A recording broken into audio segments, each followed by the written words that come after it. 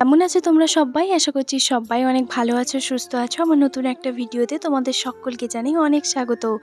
আজকে সকালবেলা থেকে আমি ব্লগটা শুরু করতে পারিনি। এখন বাজে ঘড়িতে 10টা 10। এইমাত্র ঘুম থেকে উঠে চান টান করে ফ্রেশ হয়ে একটুখানি বেরিয়েছি, খাওয়া দাওয়া করবো। আমাকে সকালবেলা কেউ ডাকেনি, তোমাদের দাদাভাইও ঘুমিয়েছিল, তবে কখন যে ঘুম থেকে উঠে চলে গেছে আমি সত্যি বুঝতে পারিনি।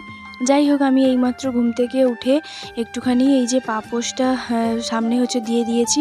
কালকে মেলা থেকে এই নতুন পাপোশটা কিনে নিয়ে এসেছিলাম, তো কিছু জিনিসগুলো এখন ভালো করে সুন্দর করে রাখছি। তার মধ্যে মা এদিকে দেখো চলে এসেছে। তোমাদের দাদাভাই এইমাত্র বাড়ি এসে একটুখানি মাকে আনতে গেছিলো। মা যদিও বা অর্ধেকটা রাস্তা চলে এসেছিল, কিন্তু তবুও তোমাদের দাদাভাই কিন্তু প্রতিবার মাকে আনতে যায় বাড়িতে। যাই হোক, মাও কিন্তু চলে এসেছে। আর এখন আমি মুড়ি খাবো বলে মুড়িও বাড়বো বলে ভাবছিলাম। তো মাকে জিজ্ঞেস করছি যে তুমিও একসঙ্গে মুড়ি মাখা খেয়ে নাও। তো মা বললো না না, আমি খাবো না, যেহেতু কালী পুজো আমার জেঠুর ঘরে হয়। তো মেজো জেঠুর ঘরে কালী পুজোতে খিচুড়ি হয়েছিল আগের দিন রাতে, তো সেটাই মাকে সকালবেলা দিয়েছিল, মা সেই খেয়ে নিয়েছে। তাই আর মা কিছু খেলো না। আমি এই যে মিষ্টি, চানাচুর, চপ এগুলো দিয়ে মুড়ি খেয়ে এখন একটুখানি বেরিয়ে এসেছি। আমার ঘরের সামনে তোমার এই যে রান্নাবান্না শুরু হয়ে গেছে। রান্নাবান্না আজকে করছে তোমার ইনি লোকটাকে আমি চিনি না যদিও বা, যাই হোক সম্পর্কে নাকি জেঠু বা জামাইবু এরকম কে একটা হবে, আমি তাও জানি না। তো উনি রান্নাবান্না ওইখানেই করছেন। যেহেতু আজকে প্রায় 60 জনের মতন রান্নাবান্না হবে, 50 থেকে 60 জনের মতো রান্নাবান্না যেহেতু হবে, তো আমার দ্বারা তো বা অন্য কেউ তো করতে পারবে না। আর যেহেতু এটা পাঁঠা বলির মাংস, সচরাচর কিন্তু আমরা কেউ রান্না করতে পারবো না, হয় ব্রাহ্মণ দিয়ে, আর যারা না রাঁধুনি পারদর্শী তারা ছাড়া এই সব রান্না কিন্তু কেউ করতে পারবে না।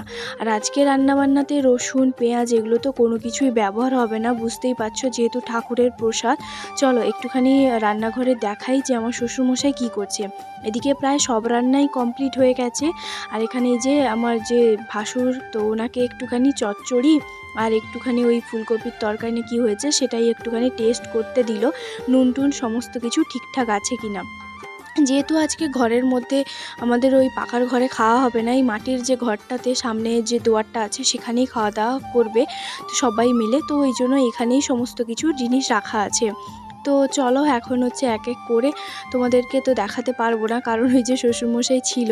আমি শ্বশুরমশাইয়ের সামনে খুব একটা যদিও বা ভিডিও করিনি, এটা একটুখানি ক্যাপচার করেছিলাম। নুন টুন সমস্ত কিছু ঠিকঠাক আছে। আর এদিকে আমি রান্নাবান্নাটা একটুখানি দেখছিলাম। এই যে দেখো, এটা আমাদের ঘরে মাটির ঘরের তোমার এইখানেই তোমাদের দাদাভাই ছোট থেকে বড় হয়েছে, তারপরে নিজের ইনকামে নিজের টাকাতে ওই জায়গাটা কিনে ওই পাকার ঘরটা করেছে। ওটা আর এই ঘরটা একদমই কাছাকাছি, একই বাড়ির বলতে পারো, তবে জায়গাটা অন্যদের। যাই হোক, এদিকে সবাই মিলে খেতে বসে পড়েছে। আর আমার জেঠুর জেঠুর ঘরে, তো আরও একজন জেঠুর ঘরে, মোট 3 জন জেঠুর ঘরে প্রায় সবাই মিলে খেতে কিন্তু এসছে। কয়েকজন যারা আসেনি তাদের জন্য কিন্তু বাড়িতে নিয়ে গেছে। আর এই যে জেঠিমাটা একটুখানি অসুস্থ, তো উনি একটুখানি এইভাবে পা মেলে খেতে বসে। তারপরে এখানে আমরা সবাই মিলে একটুখানি বসছিলাম। আর তোমাদের দাদাভাই, আমার শ্বশুরমশাই, একজন ভাসুর, উনিও কিন্তু 3 জন মিলে খেতে দিচ্ছিলেন। তার মধ্যে এদিকে আমার চলে আসে দিদি আর জামাইবু বাবু, 3 জন মিলে। ওরা এসছে 1টা থেকে 1:30টার সময়। তো যাই হোক, এদিকে এসে এই যে দেখো বাবু সামনে বসছে, দরজাটা খুলে ওর মিষ্টি হাসি তোমার দেখলাম, ও তো ভীষণ খুশি হয়ে গেছে। খুব একটা যদিও বা ওরা আসে না, যখন আমরা আসি তখনই হয়তো ওই সারাদিনের মধ্যে হয়তো 20 মিনিট 25 মিনিট বা ওই 2-3 ঘন্টা 4 ঘন্টা ওরকম থাকে, বা কখনো কখনো সারা রাত তোমার থাকে, আবার পরের দিন ভোরবেলা বেরিয়ে যায়। তাই যখনই আমি আসি তখন কিন্তু কোনো অনুষ্ঠান পর্ব হলে ওরা কিন্তু আসে। যেহেতু জামাইবাবু ভীষণ পরিমাণে ব্যস্ত, সেই কারণে খুব একটা ওদের আসা হয়ও না, আর ওদের থাকাও যায় না। যাই হোক, মা সকালবেলা যা এসেছিলো কোনো কিছুই খায়নি।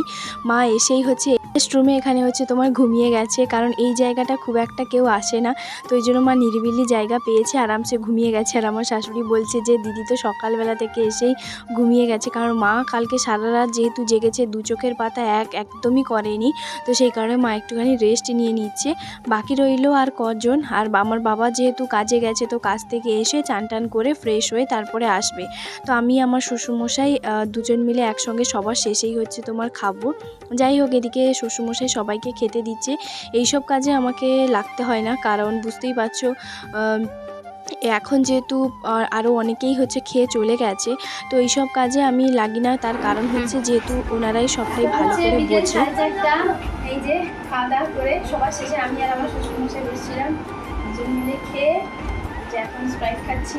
জানিব এখানে শুয়ে আছে, আমাদের এখানে গেরি, আমার ড্যাডি। আর একটা জিনিস খুঁজে পাচ্ছি না, কালকে মেলা থেকে অনেক কিছু কিনেছিলাম, সেই ব্যাগটাই আমি কোথায় রেখেছি আমি সত্যি এখন ভুলে গেছি, আমি কোথাও খুঁজে পাচ্ছি না। আমার বাবা বলছে আমার জিনিসটাই হারিয়েছে, মানে সবাই মিলে খুঁজছি। তোমাদের দাদা এইখানে রেখেছিলাম, আমার সত্যি কোথায় রেখেছি। আমার ব্যাগ। আর কিছু বলতে চাও?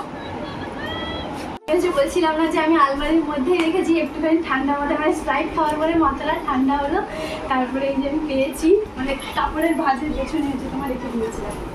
এই যে আমার বাবা কালকেই যাওয়ার সময় বলছিল, মানে অনলাইনে আমি দেখেছিলাম ফুলের মানে টপগুলা, ওই ডাইনিং টেবিলে আমার বাবার প্রথমে তুলেছি, তো সেটাকে রাখার জন্য। এটা একটা, আমার বাবার এটা সবচেয়ে বেশি পছন্দ হয়েছে। এটা সত্যি এটা টেবিলের মাঝখানে বা এইখানে এরকম এরকম মানে ভালো লাগে, খুব সুন্দর। আর তোমার দাদা বাড়িতে জানো কালকের ব্লগে তোমরা দেখেছো যে খেলছিল, সেখান থেকে একটা চিরুনি পেয়েছি। এটা হচ্ছে তোমাদের দাদা ভাই এই কানের ঝুমকোটা আমার জন্য পছন্দ হয়েছে। ভালো লাগছে না? বলো, কমেন্ট করে কেমন লাগছে অবশ্যই জানিও।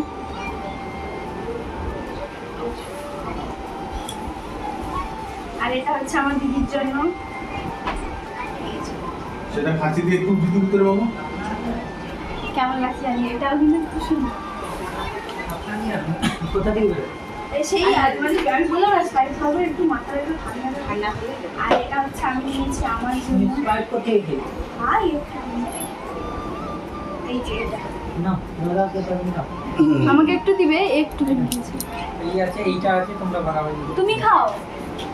তুলবা ওইদিকে সবাই খাওয়া দাওয়া হচ্ছে।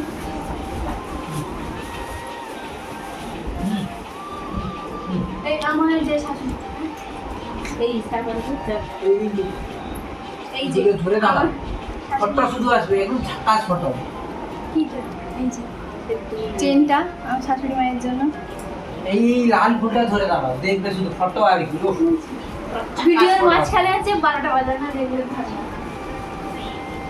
এই দেখো নাও, এখানে আছে 3টা মতন ক্লিপ নিয়েছি, এই দুটোর মধ্যে আমার দিদি যেটা পছন্দ করবে সেটা। কালকে ফ্রি মাল কিনে এনেছি। এই যে এই লাও তোমার এক বড়ি শোনাচ্ছে। কি বলতো, আমার শাশুড়ি না অতটা হিজিবিজি এটা সেটা পরে না, তো আমি যখনই হচ্ছে বাড়ি আসি বা কোথাও মেলায় যাই, তো আমার শাশুড়ির জন্য ওই হাতের ওই চুড়ি, যেমন ইমিটেশনের, আর গলার এইগুলো হচ্ছে তোমার চেন, ওইগুলোই হচ্ছে এনে দিই, আর ওইগুলো উনি পরেন। তো যাই হোক, ওই জন্য আমার শাশুড়ির জন্য গলার চেন আর এইগুলোই এনেছিলাম, তো উনি নিয়ে নিয়েছেন, আর ওনার বেশ ভালোই লেগেছে, কারণ আগের বার যখন বোনের বিয়ে হয়েছিল, তো তখনও এসেছিলাম, যখন এনে দিয়েছিলাম। দিদিকে হচ্ছে আমার তরফ থেকে একটা ছোট্ট আংটি, এই যে দেখো গিফট করলাম, কেমন লাগছে অবশ্যই জানিও। আর এই যে দেখো দিদি তো ভীষণ মানে পেয়ে ভীষণ পরিমাণে খুশি, আর মাঝখানে আঙুলে হচ্ছে তোমার পরে নিয়েছে। কেমন লাগছে ডিজাইনটা, দাঁড়াও কাছ থেকে একটুখানি দেখাই। তো আমার তো ভীষণ পছন্দ হয়েছিল, তাই দিদিকে এইটা হচ্ছে গিফট করলাম। তো যাই হোক, তারপরে এই যে আমার ক্যামেরাম্যান, আর আমার দিদির সবচেয়ে পছন্দের ক্যামেরাম্যান বলতে পারো তোমাদের দাদাভাই, কারণ তোমাদের দাদাভাই এত সুন্দর সুন্দর ছবি তুলে দেয় না, আমি তোমাদেরকে বলে বোঝাতে পারবো না। এই জীবনেও কোনোদিন হচ্ছে আমাকে কোনোদিন এইরকম করে পোজ দিয়ে বলেনি যে ফটো তুলো। দেখো সুন্দর সুন্দর জায়গায় শখের নারীকে কি ত্যাগ করেছি, কি একটা বিয়ে করেছি, এই জন্য হচ্ছে আমার দিদির সঙ্গে এইরকম। আর এখানে দিদি বলেছিল যে ভাই এই সুন্দর সুন্দর জায়গাতে আমাকে তোমার ঘরটাতে একটুখানি ছবি তুলে দাও, তাই সেই কারণে তোমাদের দাদাভাই এই যে ছবি তুলে দিচ্ছে। আর ওদেরকে একটা কথা বলে রাখি, তোমাদের দাদাভাই আর আমার দিদি একই ক্লাসে একই জায়গায় হচ্ছে স্কুলে পড়েছে, কিন্তু যেহেতু দিদির আগে বিয়ে হয়ে গেছে তাই হচ্ছে তোমাদের দাদাভাইয়ের সঙ্গে খুব একটাও দেখা হয়নি।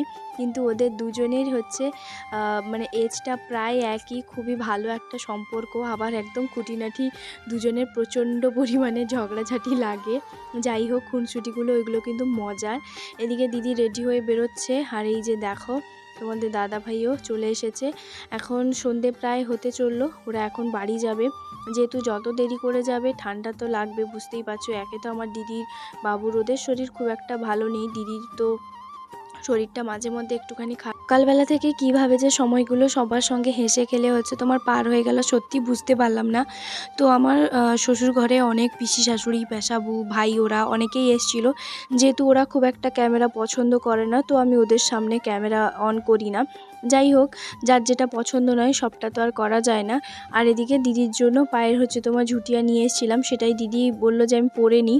আর এই যে দেখো দিদি এখন মাকে, শাশুড়িকে সবাইকে প্রণাম করে এখন বেরিয়ে যাবে। হ্যাঁ, আমি তোমাদেরকে একবার ভিডিওতে বলেছিলাম না আমার দিদির গলার এই যে পার্ল যে চোকারটা, ওটা সোনার দিদি বানিয়েছে। তো এই যে দেখো ডিজাইনটা আমার তো বেশ পছন্দের, ভীষণ ভালো লাগছে দিদিকে পরেও, যদিও বা আমিও একবার দুবার পরেছি। আর এই যে দেখো আমার একজন জায়ের ছেলে এসছে, আমি ওর জেঠিমা হই। তো গাড়িটা দেখেই ও আমাকে বলছে জেঠিমা আমি গাড়িটা চড়বো, গাড়িতে আমাকে ওঠাও। ওকে ওঠাচ্ছিলাম কিন্তু ও ভয় পাচ্ছিল, যেহেতু জায়েবু হচ্ছে তোমার ড্রাইভ করবে, তো ভয় পাচ্ছিল। তবে ওর গাড়িটা দেখে ওর ভীষণ পছন্দ হয়েছে। যাই হোক, সবাই মিলে এখানে দাঁড়িয়েছিলাম, কথা বলছিলাম, যেহেতু ওরা বেরোবে। আর তারপরে আজকের ব্লগটা এখানেই শেষ করছি। বন্ধুরা, কেমন লাগলো অবশ্যই জানিও। তোমাদের দাদাভাই কিন্তু মাকে একদমই ছাড়তে যাবে না, মা বলছে যে আমি ওদের গাড়িতে করেই চলে যাই। তবে তোমাদের দাদাভাই বলছে একদমই না, আমার সঙ্গে এসছো, আমি তোমাকে ছাড়তে যাব, তুমি ওদের সঙ্গে যাবে কেন? তো এই নিয়ে হচ্ছে এই নিয়ে শাশুড়ি জামাইয়ের হচ্ছে তোমার কথা তর্কাতর্কি চলছে।